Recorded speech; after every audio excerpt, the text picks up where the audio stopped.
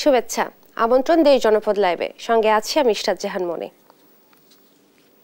এবারে বিস্তারিত এবং শুরুতেই জানবো বাজার পরিস্থিতি। সপ্তাহান্তে রাজধানী বাজার পরিস্থিতি জানাতে কারওয়ান বাজার থেকে যুক্ত হচ্ছেন সহকর্মী এইচ হিমেল। হিমেল, আপনার কাছে জানতে চাইবো যে বাজারের নিত্য পণ্যের দাম কেমন দেখছেন এবং কোন কোন পণ্যের দাম বেড়েছে? আজ এই মুহূর্তে রাজধানীর কারওয়ান বাজার, এখানে যে কাঁচা বাজার আমরা সকাল থেকে এখানে পর্যবেক্ষণ করছিলাম। এখানে আমরা যেটা দেখছি যে কাঁচা বাজারের যে নিত্য প্রয়োজনীয় যে দ্রব্যগুলো আছে সেগুলো দাম যথারীতি আগের মতো আছে, কিন্তু শসার যে দাম সেই শসার দাম কিন্তু আগের থেকে অনেক বেশি বেড়েছে। অর্থাৎ কেজি প্রতি ওখানে 90 থেকে 80 টাকা কেজি দরে কিন্তু শসা বিক্রি হচ্ছে। পাশাপাশি আমরা যেটা দেখতে পেলাম পেঁপের যে দাম আছে সেই পেঁপের দাম কিন্তু 70 থেকে 80 টাকা কেজি দরে বিক্রি হচ্ছে। অন্যান্য যে সবজিগুলো আছে অর্থাৎ ঝিঙ্গা, পটল এবং ভেন্ডি সেই জাতীয় সবজিগুলো কিন্তু আগের যথারীতি যে দাম সেই দাম আছে। আমরা এখানকার বিক্রেতার সাথে কথা বলার চেষ্টা করেছি যে দাম বাড়ার আসলে কারণ কি। তারা যেটা বলছেন যে সরবরাহের উপর কিন্তু দামটা নির্ভর করে, সেটাই কিন্তু তারা আমাদেরকে জানিয়েছেন। ইসরাত, আপনি জানেন যে শসার যে কেজি সেই কেজি কিন্তু প্রতি কেজি কিন্তু গতকাল এবং তার আগের দিন পর্যন্ত কিন্তু 50-60 টাকার মতো কেজি ছিল। তো এক রাতেই কিন্তু শসার দাম অনেক বেশি বেড়ে গিয়েছে। আমরা সেটাই কিন্তু কাঁচা বাজারে এসে দেখতে পেয়েছি। পাশাপাশি আমি যে আদা, রসুন, পেঁয়াজ যে আছে সেই বিষয়ে কিন্তু আমি কথা বলার চেষ্টা করছি দোকানদারদের সাথে এবং ক্রেতাদের সাথে। তারা যেটি বলছেন, দোকানদাররা যেটা বলছেন যে পেঁয়াজের যে দাম সেই পেঁয়াজের দাম কিন্তু যথারীতি ওঠানামা করছে। অর্থাৎ গত এক সপ্তাহ আগে কিন্তু পেঁয়াজের দাম 45 থেকে 48 টাকা কেজি দরে বিক্রি করা হচ্ছিল, কিন্তু এখন কিন্তু 55 টাকা কেজি দরে বিক্রি হচ্ছে, এমনটাই বলছেন এখানকার দোকানদাররা, সেটাই বলছেন। আর আমি মশলার বাজারে গিয়েছিলাম। মশলার বাজারে যে আসন্ন ঈদুল আজহাকে কেন্দ্র করে মশলার দামের যে বাজার সেই দামের বাজারে আমি কথা বলার চেষ্টা করেছি। দোকানদাররা যেটা বলছেন মশলার দাম যথারীতি আগের মতো আছে, দাম আসলে বাড়েনি। মাছ এবং মাংসের বাজারে আমি কথা বলার চেষ্টা করেছি। তারা যেটি বলছেন যে মাছের যে বাজার সেই মাছের বাজারে নদীর যে মাছ আছে সেই মাছের দাম কিন্তু বেড়েছে, আর চাষযোগ্য যে মাছগুলো আছে সেগুলোর দাম যথারীতি ঠিক আছে, তেমনটাই বলছেন মাছ বিক্রেতারা। আমরা জানার চেষ্টা করেছিলাম মাছের দাম বাড়ার কারণ কি। ওনারা যেটা বলছেন যে এই সময়টাতে পানির যে নদীতে যে পানি সেটা কিন্তু কম থাকার কারণেই কিন্তু তারা আসলে মাছের চাহিদা সরবরাহ কম পাচ্ছেন, সেজন্য দাম বেড়েছে, তেমনটাই বলছেন কিন্তু এখানকার মাছ বাজারের যে বিক্রেতারা। মাংসের বাজারে আমরা যথারীতি যাওয়ার চেষ্টা করেছি এবং সেখানে বিক্রেতাদের সাথে কথা বললাম। তারা যেটি বলছেন যে যথারীতি দাম ঠিক আছে, অর্থাৎ গরুর মাংস কেজি দরে 780 টাকা এবং খাসির মাংস 1250 টাকা দরে কিন্তু বিক্রি হচ্ছে এই কারওয়ান বাজারে। অর্থাৎ এখানে বলা যায় নিত্যপণ্য যে বাজারগুলো আছে সেই বাজারগুলোর যে কাঁচামাল যে দ্রব্যগুলো আছে তার মধ্যে কিন্তু শসা আর যে পেঁপে সেটার দাম কিন্তু বেশ কিছু বেড়েছে, আর অন্যান্য কাঁচামালের দাম আগের মতো যথারীতি আছে, এমনটাই আমরা জানতে পেরেছি। কারওয়ান বাজারের কাঁচা বাজারের যে পরিস্থিতি আমার কাছে এই ছিল সর্বশেষ। ইসরাত, ধন্যবাদ আপনাকে। কারওয়ান বাজার থেকে বাজার পরিস্থিতি নিয়ে বলছিলেন সহকর্মী এইচ হিমেল। ময়মনসিংহের বাজারগুলোতে সবজির দাম কমলেও বেড়েছে মাছ মাংসের দাম। এই ব্যাপারে আরো জানাতে আমাদের সঙ্গে সরাসরি যুক্ত হচ্ছেন সহকর্মী ইলিয়াস আহমেদ। ইলিয়াস, আপনার কাছে জানতে চাইবো যে আপনি তো বাজারে রয়েছেন, দাম নিয়ে কি বলছেন ক্রেতা বিক্রেতারা, জানাবেন। সপ্তাহের ব্যবধানে ময়মনসিংহের বাজারে বেশিরভাগ সবজির দাম কমেছে এবং কিছু কিছু সবজির দাম ঊর্ধ্বমুখী রয়েছে, যার কারণে ভোক্তারা খুব জানিয়েছেন এবং তারা বলছেন বাজার মনিটরিং ব্যবস্থা যদি জোরদার করা হয় তাহলেই কিন্তু সবজির দাম একেবারে সহনীয় পর্যায়ে চলে আসবে, সেই বিষয়টি বলছিলেন। আমি এখন রয়েছি ময়মনসিংহ নগরীর সবচেয়ে বড় কাঁচা বাজার মেছুয়া বাজারে রয়েছি। আজকে এই বাজারে একটু সবজির দরদাম আপনার মাধ্যমে দর্শকদের জানাতে চাই। আজকের বাজারে শসা বিক্রি হচ্ছে 60 টাকা কেজি দরে, অর্থাৎ গত সপ্তাহে এই শসা বিক্রি হয়েছিল 50 টাকা কেজি দরে এবং কাঁচামরিচের দাম কেজিতে 20 টাকা বেড়ে 80 টাকা কেজি বিক্রি হচ্ছে, অর্থাৎ গত সপ্তাহে কাঁচামরিচ 60 টাকা করে বিক্রি হয়েছিল। এছাড়াও সহনীয় পর্যায়ে রয়েছে গাজরের দাম, অর্থাৎ গাজর প্রতি কেজি বিক্রি হচ্ছে 40 টাকা দরে। এছাড়াও টমেটো বিক্রি হচ্ছে 30 টাকা দরে। কাঁকরোলের দাম আমরা দেখেছিলাম গত সপ্তাহে 160 থেকে 140 টাকা বিক্রি হয়েছিল, আজকের বাজারে কিন্তু 100 টাকা কেজি দরে বিক্রি হচ্ছে, অর্থাৎ কাঁকরোল প্রতি 40 থেকে 60 টাকা কমেছে। পটলের দামও কিছুটা কমেছে, অর্থাৎ ব্যবসায়ীরা বলছেন যে পটল কেজিতে 20 টাকা কমে 60 টাকা আজকের বাজারে বিক্রি হচ্ছে। এছাড়াও বেগুনের দাম কেজিতে 20 টাকা কমেছে, 20 টাকা কমে কিন্তু 60 থেকে 70 টাকা কেজি বেগুন বিক্রি হচ্ছে। এছাড়াও অন্যান্য সবজির দাম কিছুটা কমেছে, অর্থাৎ কিছু কিছু সবজির দাম বাড়তি হয়েছে। সেই বিষয়টি নিয়ে ভোক্তারা খুব জানিয়েছেন এবং তারা বলছেন যে যদি বাজার মনিটরিং ব্যবস্থা জোরদার করা হয় তাহলে কিন্তু সহনীয় পর্যায়ে সবজি সহ অন্যান্য যে নিত্য প্রয়োজনীয় পণ্য রয়েছে সেটির দাম কিন্তু সহনীয় পর্যায়ে চলে আসবে। সেই বিষয়টা বলছিলেন। আমরা একজন ক্রেতার সঙ্গে যুক্ত হতে চাই, জানতে চাই আজকের বাজারে যে সবজির দরদাম রয়েছে সেটিকে আপনি কিভাবে দেখছেন? দরদাম অনেক বেশি আছে, কিছু কিছু কম আছে। আর মুরগির দামটা 20 টাকা কেজিতে কমছে। এমনিতে সবজি মোটামুটি আগের থেকে কিছু কিছু বেশি আছে, কমও আছে। এটা বাজার মনিটরিং করা দরকার, কারণ নাহলে ভুক্ত আমার যারা আছে তাদের ক্ষতিগ্রস্ত হচ্ছে। তিনি বলছিলেন যে বাজার মনিটরিং ব্যবস্থা যদি জোরদার করা হয় তাহলে কিন্তু সহনীয় পর্যায়ে সবজির দাম চলে আসবে। এছাড়াও মাংসের বাজার কিছুটা চড়া রয়েছে, অর্থাৎ ব্রয়লার মুরগির দাম কেজিতে 10 থেকে 15 টাকা কমলেও অন্যান্য মুরগির দাম অর্থাৎ দেশি মুরগি কিন্তু 600 থেকে 550 টাকা কেজি বিক্রি হচ্ছে। এছাড়াও সোনালী মুরগি 280 থেকে 300 টাকা কেজি বিক্রি হচ্ছে। মাছের দাম কিছুটা চড়া রয়েছে। ব্যবসায়ীরা বলছেন যে মাছের আমদানি কমে যাওয়ায় প্রত্যেক মাছে কিন্তু কেজি প্রতি 20 থেকে 30 টাকা করে বেড়েছে। সেই বিষয়টি আমরা লক্ষ্য করেছি। অর্থাৎ এখানকার সবজি ব্যবসায়ী রয়েছেন, সবজির দাম বাড়ার কারণ কি? মূলত আমদানিটা একটু কম, রপ্তানিটা কম, এই জন্য একটু দামটা 19-20 হয়ে গেছে, এছাড়া আর কিছু নেই। কোন কোন সবজির দাম বেড়েছে? নতুন যেগুলো সবজি আছে, কাঁকরোল, ঢেঁড়স, পটল, এগুলা সবজির দাম একটু বাড়ছে, আর সবগুলো নিয়ন্ত্রণে আছে। তিনি বলছিলেন যে নতুন যে সবজি বাজারে এসেছে সেই সবজির দাম কিন্তু কিছুটা বেড়েছে এবং অন্যান্য সবজির দাম নিয়ন্ত্রণের মধ্যে রয়েছে, সেই বিষয়টি তিনি বলছিলেন। আমরা বাজার মনিটরিং ব্যবস্থা নিয়ে জেলা প্রশাসনের সঙ্গেও কথা বলেছিলাম। তারা বলছেন যে ময়মনসিংহের সবচেয়ে বড় বাজারগুলো মেছোয়া বাজার, নতুন বাজার, শান্তিপাড়া বাজারগুলোতে তারা বাজার মনিটরিং ব্যবস্থা জোরদার করেছেন এবং বাজার যেন সাধারণ ভোক্তাদের নিয়ন্ত্রণের মধ্যে রাখা যায় সেই চেষ্টা কিন্তু তারা করছেন, সেই বিষয়টি আমাদেরকে জানিয়েছেন। এই ছিল আমার কাছে ময়মনসিংহের বাজারের সবজির দাম নিয়ে সর্বশেষ তথ্য। ধন্যবাদ আপনাকে। ময়মনসিংহ থেকে সেখানকার বাজার পরিস্থিতি জানাচ্ছিলেন সহকর্মী ইলিয়াস আহমেদ। দীর্ঘদিন পর কুষ্টিয়ার চালের বাজার নিম্নমুখী, আরো জানাতে সরাসরি যুক্ত হচ্ছেন সহকর্মী নাহিদ হাসান তিতাস। তিতাস, এই যে চালের দাম কিছুটা কমেছে, ক্রেতাদের মধ্যে কি কিছুটা স্বস্তি ফিরেছে কিনা জানাবেন? ইশরাত, আপনি যেমনটি বলছিলেন দীর্ঘদিন পর হলেও কিন্তু কুষ্টিয়ার চালের বাজার নিম্নমুখী হয়েছে, অর্থাৎ সব ধরনের চাল কিন্তু কুষ্টিয়ার বাজারগুলোতে কেজিতে প্রায় 2 থেকে 3 টাকা করে কম দামে বিক্রি হচ্ছে। আপনি জানেন যে এখন ভরা মৌসুম চলছে, অর্থাৎ মাঠে ধান কাটায় ব্যস্ত সময় পার করছে কৃষকেরা। নতুন ধরনের চালও কিন্তু বাজারে উঠতে শুরু করেছে। তবে এখানে যারা খুচরা বিক্রেতারা রয়েছে তাদের সাথে আমি কথা বলেছি। খুচরা বিক্রেতাদের যেটি দাবি যে আসলে এখনো পুরোপুরি যে নতুন ধানের চাল সেটি কিন্তু বাজারে উঠেনি, এখন পর্যন্ত পুরন চালই তারা বিক্রি করছেন। তবে পুরোপুরি যদি চাল উঠে বাজারে নতুন ধানের তবে কিন্তু আরো বেশি কমবে। আমি রয়েছি কুষ্টিয়ার সবচেয়ে বড় খুচরা বাজার চালের পৌর বাজারে। এ বাজারের আজকের বাজার দর যদি আমি জানাই, যেমন সরু মিনিকেট চাল বিক্রি হচ্ছে কেজিতে 80 থেকে 82 টাকা কেজি দরে, যেটিও গত এক সপ্তাহ আগেও কিন্তু ছিল কেজি 85 টাকা করে, এবং কাজললতা চাল বিক্রি হচ্ছে 74 টাকা কেজি দরে, যেটিও কিন্তু গত সপ্তাহে ছিল 76 থেকে 78 টাকা দরে বিক্রি হয়েছে, এবং মোটা যে 28 চাল সেটি বিক্রি হচ্ছে 60 টাকা কেজি দরে। তো এই চালটির দাম তেমন কমেনি, অর্থাৎ 62 টাকায় বিক্রি হচ্ছিল, এখন 60 টাকা দরে বিক্রি হচ্ছে। অর্থাৎ আমরা বলতে পারি যে নতুন যে ধানের চাল বাজারে আসার সাথে সাথে কিন্তু কুষ্টিয়ার যে চালের বাজার সেটি কিন্তু নিম্নমুখী হয়েছে। আপনি জানেন যে বাংলাদেশের অন্যতম সরু চালের মোকাম কিন্তু কুষ্টিয়ার খাজানগর। এই খাজানগরে যদি চালের দাম কমে তবে কিন্তু সারা দেশেই চালের বাজার নিম্নমুখী হওয়ার সম্ভাবনা দেখা দেয়। আমি একজন বিক্রেতা রয়েছে আমার সাথে, আমি তার সাথে একটু কথা বলতে চাই। আসলে বর্তমানে চালের বাজারটি কেমন দেখছেন, আসলে কি অবস্থায় চালের বাজার যাচ্ছে? আসলে চালের বাজারটা অনেকটা আমরা আশাবাদী, বিশেষ করে নতুন ধান ওঠার পরে এতটা যে প্রোগ্রেসিভ হবে, দ্রুত এত কমবে, তো মানে যত দিন যাচ্ছে ততই একটু একটু করে কমার ভাব হচ্ছে, বাজারটা ক্রমশ নিম্নমুখী হচ্ছে। তো আমরা আশা করছি সমস্ত ধানগুলো যদি কাটা হয়ে যায়, সব ধানের চাউল যদি মার্কেটে আসে, তো অন্তত অনেকটা সাশ্রয়ী দামে মানুষ স্বাচ্ছন্দ্যে চাল কেনাকাটা করতে পারবে বলে আমরা মনে করছি।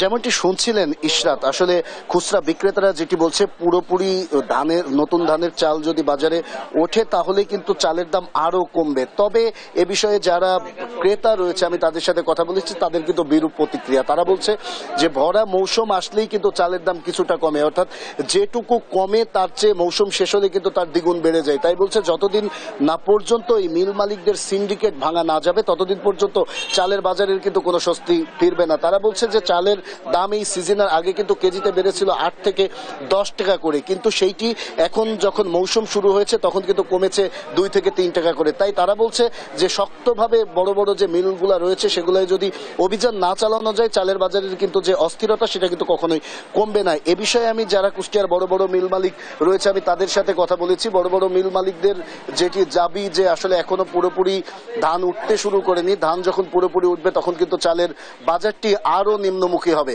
এই ছিল কুষ্টিয়ার চালের বাজার থেকে আমার কাছে সর্বশেষ খবর। ইশরাত, ধন্যবাদ আপনাকে। কুষ্টিয়া থেকে চালের বাজার পরিস্থিতি নিয়ে বলছিলেন সহকর্মী নাহিদ হাসান তিতাস। চাঁপাইনবাবগঞ্জে শিলাবৃষ্টিতে ধান সহ আমের ব্যাপক ক্ষয়ক্ষতি হয়েছে। আরো জানাতে সরাসরি যুক্ত হচ্ছেন সহকর্মী তারেক রহমান। তারেক, শিলাবৃষ্টিতে কৃষকদের কি পরিমাণ ক্ষয়ক্ষতি হয়েছে বিস্তারিত জানাবেন।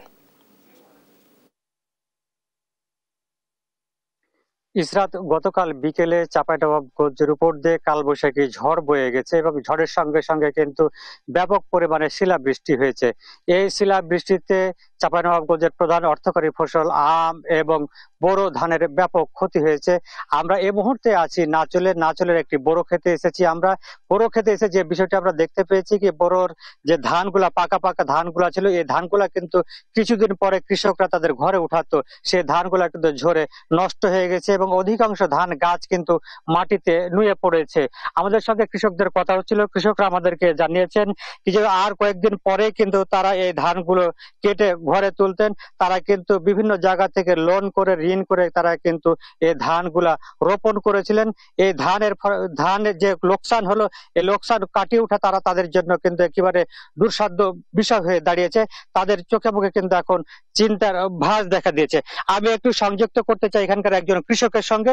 জি, আপনি একটু বলবেন আপনি কতখানি বড় ধান করেছিলেন এবং কি পরিমাণ ক্ষতি হয়েছে? আমি 10.5 বিঘা ধান করেছি, বড় ধান। কিন্তু এই ধানগুলো হয়তো 2-3 দিন পরে আমরা উঠাই নিতাম, পেকে গেছিল। কিন্তু গতকালকের যে ঝড় শিলাবৃষ্টি হয়েছে সেই শিলাবৃষ্টিতে ব্যাপক ক্ষয়ক্ষতি হয়েছে। এখন এই ধানগুলো তুলে আমরা ধানগুলো মেরে আমরা নিজে ঘরে কি রাখবো, আর আমরা যে ধারকর্য করে বা বীজ সার বা পানি দিয়েছি সেগুলো কি করব সেটা নিয়ে আমরা দুশ্চিন্তায় ভুগতেছি, কারণ এই ধানগুলো ব্যাপক ক্ষয়ক্ষতি হয়েছে আমাদের। জি, ধন্যবাদ ইসরাত। আপনি শুনছিলেন একজন কৃষক বলছিলেন যে ধানের কিন্তু ব্যাপক পরিমাণ ক্ষতি হয়েছে, তারা কিন্তু এখন কিন্তু আসলে চিন্তা আছে। আমরা তাদের সঙ্গে কথা বলছিলাম কৃষকদের সঙ্গে, যে কৃষি বিভাগ আমাদেরকে জানিয়েছিল কি পরিমাণ ক্ষয়ক্ষতি হয়েছে। তারা কিন্তু আজকে মাঠে এসে তারা কিন্তু ক্ষতি নিরূপণ করার চেষ্টা করছেন, কিন্তু এখন পর্যন্ত আমরা কোনো কৃষি বিভাগের কর্মকর্তাদেরকে আমরা মাঠে দেখতে পাইনি। আপনাদেরকে যদি একটু বলতে চাই কি যে চাঁপাইনবাবগঞ্জে কিন্তু গতকালকে আমের ব্যাপক পরিমাণ ক্ষতি হয়েছে, অনেক আম গাছ থেকে ঝরে পড়েছে এবং সেখানেও কিন্তু একেবারে লোকসানের কথা বলছেন কৃষকরা। কৃষি বিভাগ আমাদেরকে জানিয়েছেন এবছর চলতি মৌসুমে চাঁপাইনবাবগঞ্জের 5 উপজেলাতে 47,000 হেক্টর জমিতে চলতি মৌসুমে বোরো ধানের চাষাবাদ হয়েছে এবং এবার 37,000 হেক্টর জমিতে প্রায় আম বাগান রয়েছে। এই আমগুলাও কিন্তু আর কিছুদিন পরে কৃষকরা নামাবেন বলে আমাদেরকে জানিয়েছিলেন। জি ইসরাত, এই ছিল আমার কাছে চাঁপাইনবাবগঞ্জ থেকে সর্বশেষ পরিস্থিতি। ধন্যবাদ আপনাকে। চাঁপাইনবাবগঞ্জে শিলাবৃষ্টিতে কৃষকদের ব্যাপক ক্ষয়ক্ষতি হয়েছে, এই ব্যাপারে বিস্তারিত জানাচ্ছিলেন সহকর্মী তারেক রহমান। বোরো ধান কাটার মৌসুমে টাঙ্গাইলে দেখা দিয়েছে ধান কাটার শ্রমিক সংকট। আরো জানাতে সরাসরি যুক্ত হচ্ছেন সহকর্মী অভিজিৎ ঘোষ। অভিজিৎ, হঠাৎ করে শ্রমিক সংকটের কারণ কি আমাদেরকে বিস্তারিত জানাবেন। জি ইশরাক, আপনি জানেন যে টাঙ্গাইলে এখন পর্যন্ত আসলে সেরকম ভাবে ধান কাটা শুরু হয়নি।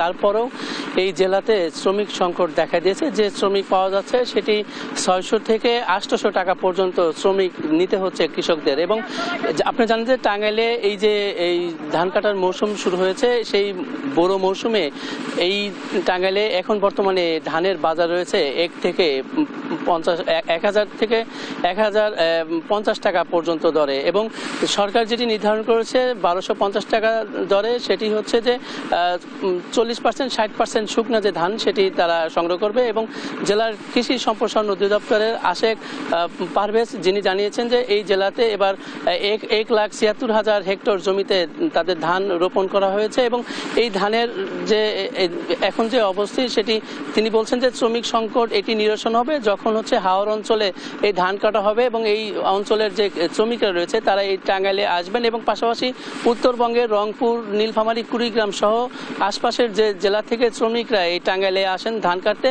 সেই শ্রমিকরাও আসতে শুরু করেছে। তিনি বলছেন যে এই শ্রমিকরা যখন চলে আসবে তখন এই ধানের যে শ্রমিক মূল্য সেটি কমে যাবে। এবং এর পাশাপাশি এই আমরা যেটি দেখতে পেয়েছি যে এখনও এই টাঙ্গাইলের বিভিন্ন জায়গাতে এই ধান পেকে রয়েছে, কিন্তু শ্রমিক সংকটের কারণে কৃষকরা তারা ধান কাটতে পারছে না। আমি এখন রয়েছি টাঙ্গাইল সদর উপজেলার পিচুরিয়া এলাকায় এবং এই এলাকায় দেখতে পাচ্ছি যে এই বিশাল চক এলাকায় সেটি ধান পেকে রয়েছে, কিন্তু এই কৃষকরা বলছেন যে তারা যে শ্রমিক পাওয়ার কথা, যে দিনমজুর রয়েছে তাদেরকে পাওয়া যাচ্ছে না এবং যা পেয়েছেন তারা এই শ্রমিকের দাম বাড়তির কারণে আসলে ধানের যে মূল্য সেই মূল্যর থেকে তারা কিন্তু এই শ্রমিক নিতে পারছে না। এবং এই ধান রোপণের যে খরচ এবং যে এই ধানের যে আবাদ হয়েছে তারা বলছেন যে কিছু কিছু এলাকাতে পোকার আক্রমণ হয়েছে, যে পোকার আক্রমণে চিটা ধান হয়েছে, যে কারণে এই ধানের যে তাদের যে কাঙ্ক্ষিত ফসল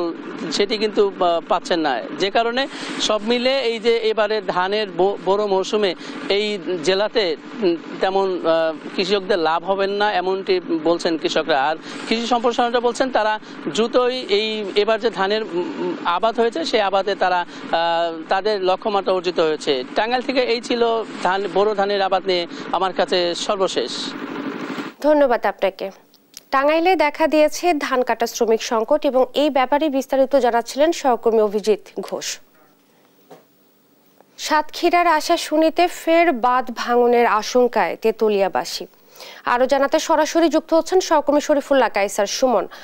সুমন, টেকসই বাঁধ নির্মাণের বিষয়ে কি বলছেন কর্তৃপক্ষ?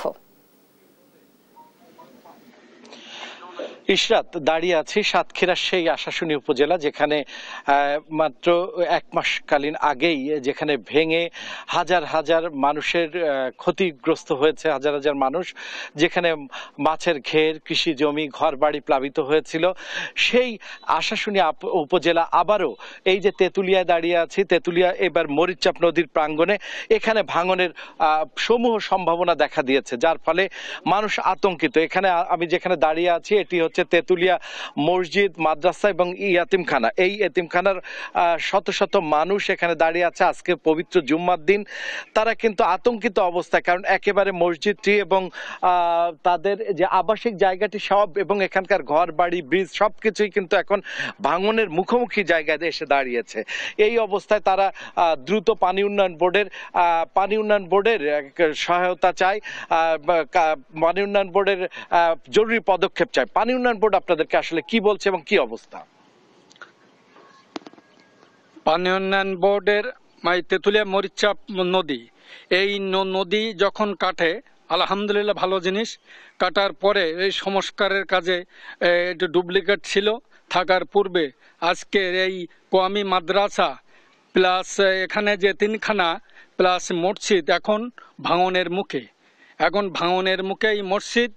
তাই আমি সরকারের কাছে, পানি উন্নয়ন বোর্ডের কাছে আকুল আবেদন, এটার জন্য দ্রুত সংস্কার করা হয়। এই মসজিদটার নাম হচ্ছে চর মসজিদ। কেন জানেন?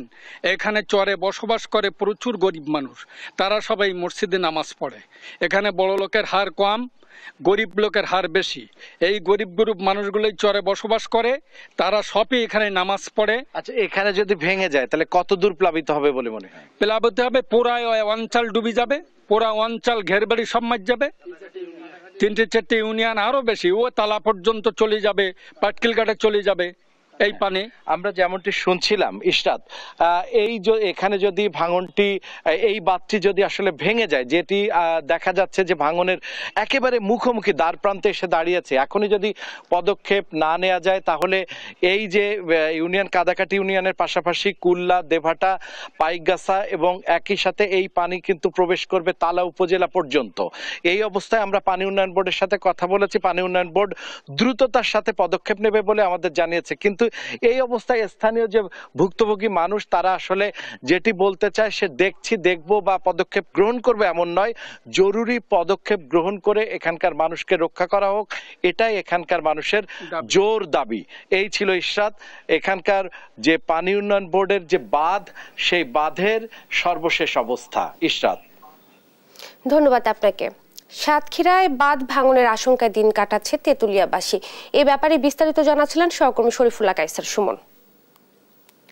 ফেনীতে বন্যার পানিতে ভেঙে যায় মুসাপুর রেগুলেটর। প্রতিদিন জোয়ারের সাথে ভেঙে যাচ্ছে মানুষের ঘরবাড়ি, কৃষি জমি, মসজিদ, মাদ্রাসা ও সড়ক। ভাঙন আতঙ্কে দিন কাটছে স্থানীয়দের। আরো জানাতে সরাসরি যুক্ত হচ্ছেন সহকর্মী তোফায়েল আহমেদ নিলয়। নিলয়, নদী ভাঙন রোধে কর্তৃপক্ষ কি ব্যবস্থা নিচ্ছে জানাবেন? ধন্যবাদ ইশরাত। আপনার মাধ্যমে দেশ টিভির দর্শকদের জানাতে চাই, ফেনী যে ছোট ফেনী নদী রয়েছে, এই ছোট ফেনী নদীতে তীব্র ভাঙন দেখা দিয়েছে।